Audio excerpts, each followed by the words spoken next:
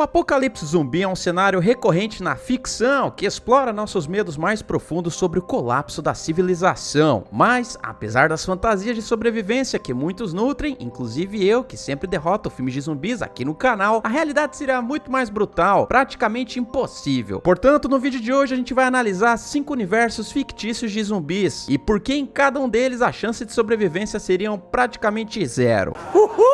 O primeiro deles é o que a gente gosta bastante, pelo menos nos videogames, já que no cinema a situação foi bem diferente, com filmes simplesmente pavorosos. E sim, eu tô falando da franquia Resident Evil, ou melhor, Resident Evil.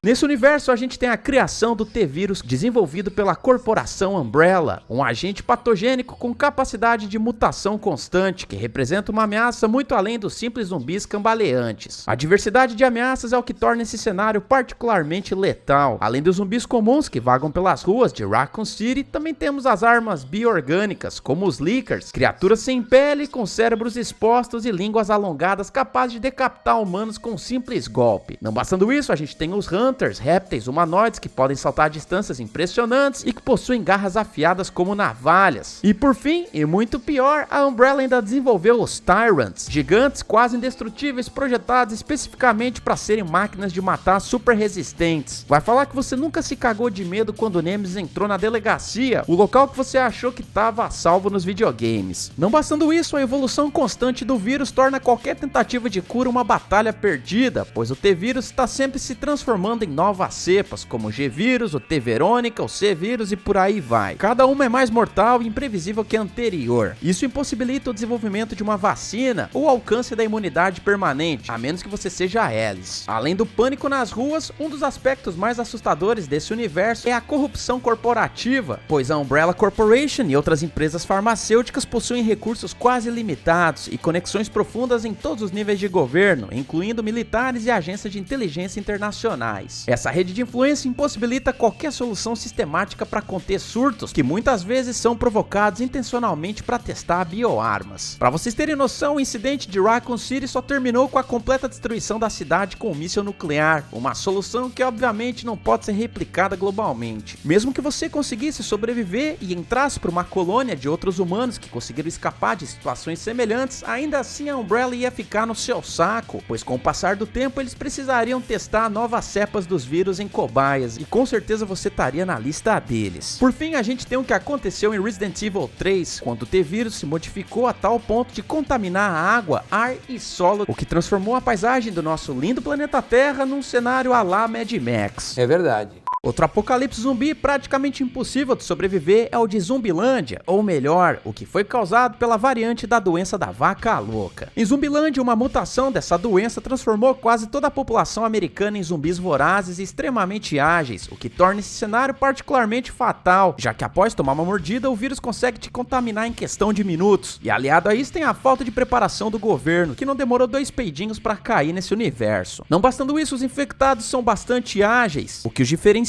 bastante daqueles zumbis molengas que a gente tá acostumado em outras franquias. O pior disso é que os zumbis de Zumbilândia são incansáveis, eles podem perseguir presas por quilômetros sem demonstrar fadiga. Essa característica torna praticamente impossível escapar a pé. Você pode até ser rápido por alguns minutos, mas eventualmente o cansaço vai te ferrar, enquanto os zumbis continuarão em ritmo constante. Columbo sobreviveu inicialmente graças à sua paranoia, mas principalmente porque tinha acesso a veículos. Sem transporte motorizado, a maioria das pessoas seria alcançada em questão de horas, principalmente se encontrasse um grupo de infectados pela frente. Mesmo que o governo fosse ágil para implementar protocolos de quarentena ou isolamento, o tempo de incubação do vírus é tão curto que milhares de pessoas já seriam infectadas e propagariam a doença. Aliado a isso, também tem um rápido colapso da infraestrutura, que agrava ainda mais a situação. Os serviços essenciais, como eletricidade, água potável, telecomunicações e atendimento médico, entram em pane nas primeiras semanas da pandemia. Sem técnicos para manter as usinas funcionando ou sistemas sistemas de purificação de água, a civilização moderna rapidamente retrocede a um estado primitivo. Após alguns meses, mesmo suprimentos básicos como medicamentos, combustível refinado e alimentos industrializados começam a acabar. Se você não fosse comido pelos perigosos zumbis, ainda assim teria o problema com grupos hostis de sobreviventes, pois a escassez de recursos inevitavelmente leva a confrontos violentos entre grupos humanos. Embora retratado com humor e certa leveza, o mundo de Zumbilândia é praticamente insustentável a longo prazo. Os poucos sobreviventes mostrados no filme representam uma anomalia estatística improvável, e a sobrevivência deles é mais um artifício do roteiro do que uma possibilidade realista. Para cada Tallahassee capaz de lutar efetivamente contra dezenas de infectados, milhares de pessoas comuns sem habilidades de combate ou conhecimento de sobrevivência teriam sucumbido nas primeiras horas desse surto.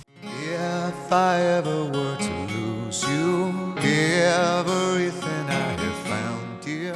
O terceiro apocalipse que você provavelmente se lascaria é o de The Last of Us, onde um fungo Cordyceps mutado infecta humanos, transformando-os gradualmente em diversas formas de criaturas hostis que evoluem ao longo de anos. Esse cenário apresenta uma das versões mais cientificamente plausíveis e por isso mesmo mais aterrorizantes do apocalipse zumbi. A principal característica que torna esse cenário quase impossível de sobreviver a longo prazo é a transmissão por esporos aéreos. Além da mordida, que já seria uma ameaça considerável, o fungo se propaga através de esporos microscópicos liberados no ar por cadáveres de infectados. Isso torna necessário o uso constante de máscaras respiratórias, principalmente em áreas contaminadas, que eventualmente podem se quebrar, se desgastar ou ficar sem filtros substituíveis. Joe e Ellie frequentemente se deparam com ambientes onde respirar sem proteção significa contaminação certa. A gente sabe que Ellie é imune, porém essa é uma condição genética extremamente rara que a narrativa utiliza, mas que não existiria para a vasta maioria da população mundial. Outra desvantagem é a evolução dos infectados ao longo do tempo, porque cria uma hierarquia de ameaças progressivamente mais letais. Os recém-infectados, conhecidos como corredores, mantêm agilidade humana e atacam em grupo, porém após semanas eles evoluem para perseguidores, mais agressivos e resistentes. Contudo, a situação ainda piora, porque eles se tornam eventualmente instaladores, seres praticamente cegos, porém contam com um sistema de ecolocalização eficiente, além de força sobre-humana. Depois de anos, alguns se transformam em gigantes, massas de fungos enormes, capazes de liberar grandes nuvens de esporos e absorver quantidades impressionantes de dano. Essa diversidade de ameaças significa que diferentes estratégias são necessárias para enfrentar os infectados, tornando encontros particularmente mortais. Para vocês terem ideia, as poucas zonas de quarentena estabelecidas após o surto inicial se transformaram em regimes autoritários brutais, como é o caso da FEDRA, a Agência Federal de Resposta a Desastres, que implementou leis marciais que perduraram por décadas, racionando alimentos, executando suspeitos de infecção sem devido processo legal e ainda recrutando juvenis para os seus exércitos. Essas tais zonas seguras são ilhas de opressão, onde a maioria das pessoas vive em condições desumanas, quase piores do que se arriscar lá fora. Existem ainda grupos paramilitares e bandas de caçadores que representam ameaças constantes. Facções como os vagalumes, inicialmente com objetivos nobres de encontrar a cura para a pandemia, acabaram recorrendo a táticas não muito legais e sacrifícios moralmente questionáveis. Outros grupos de caçadores desenvolveram técnicas sofisticadas de emboscada, fingindo precisar de ajuda para atrair viajantes para armadilhas mortais. Em um mundo assim, confiar em estranhos torna-se praticamente impossível, levando ao isolamento, que por sua vez diminui drasticamente as chances de sobrevivência a longo prazo. Não bastando tudo isso que eu falei, o aspecto mais desesperador nesse universo é talvez o ciclo sazonal de contaminação, pois os esporos têm picos de liberação em certos períodos do ano, tornando áreas inteiras periodicamente inabitáveis e forçando migrações perigosas. O mundo de The Last of Us é particularmente cruel porque oferece falsas esperanças. Mesmo após 20 anos, como é visto no jogo e na série, a humanidade não conseguiu se recuperar ou encontrar uma cura, tendo que se adaptar a um novo normal, brutal e desesperador. A série ainda foi mais longe e acabou introduzindo uma rede de comunicação entre os fungos, sendo que no caso dessa plantinha do mal ver algum tipo de acampamento humano, ela vai entrar em contato com os zumbis adormecidos e vai mandar todos os infectados comerem a galera. Já se inscreveu no canal? Cadê o like? Sim, meus filhos! Outro apocalipse que é simplesmente muito difícil de sobreviver é o visto em Extermínio, ou como foi chamado lá fora, 28 Days Later. Nesse universo, um vírus da raiva modificado transforma pessoas em seres irracionalmente violentos, sendo que a contaminação acontece segundos após a exposição. Esse cenário apresenta talvez a versão mais realista e imediata de um colapso social. Outra coisa pé no saco é a velocidade brutal dos infectados, pois eles tecnicamente não são mortos-vivos, mas pessoas vivas em um estado de fúria incontrolável. Eles mantêm toda a velocidade e força humanas, porém sem as restrições de autopreservação do corpo ou fadiga, que normalmente limitariam as ações das pessoas racionais. Além disso, eles conseguem saltar a grandes distâncias e perseguir as presas incansavelmente. O protagonista Jim sobrevive inicialmente por pura sorte de estar em coma durante o surto inicial, acordando quando muitos infectados já haviam morrido de fome. Qualquer pessoa consciente durante as primeiras semanas teria enfrentado hordas de infectados em pleno vigor físico, tornando a sobrevivência impossível nas áreas urbanas. A transmissão instantânea do vírus elimina qualquer possibilidade de contenção efetiva, pois uma única gota de sangue contaminada em contato com os olhos, a boca, o nariz ou qualquer ferimento aberto é suficiente para causar infecção imediata, sem período de incubação. Para vocês terem noção, a cena do ataque ao complexo militar em Extermínio 2 demonstra perfeitamente como mesmo instalações supostamente seguras e com pessoal treinado podem ser rapidamente comprometidas. Para vocês terem noção, o colapso social em Extermínio é imediato, sendo que a população do Reino Unido entra em colapso em questão de dias, e não semanas ou meses, deixando praticamente nenhuma infraestrutura utilizável. Sem período de preparação ou evacuação organizada por parte do governo, a maioria das pessoas não teria a chance de estocar suprimentos ou buscar refúgios adequados. Os poucos sobreviventes, como vemos nos filmes, são forçados a improvisar com o que encontram em lojas saqueadas ou residências abandonadas. Outra coisa bastante preocupante é que o cenário do apocalipse de Extermínio acontece no Reino Unido, ou seja, numa ilha, um local onde a quantidade de suprimentos para você sobreviver é extremamente limitado, sendo que a pouca extensão territorial também vai concentrar mais infectados num só lugar, aumentando o risco de você encontrar manadas de infectados.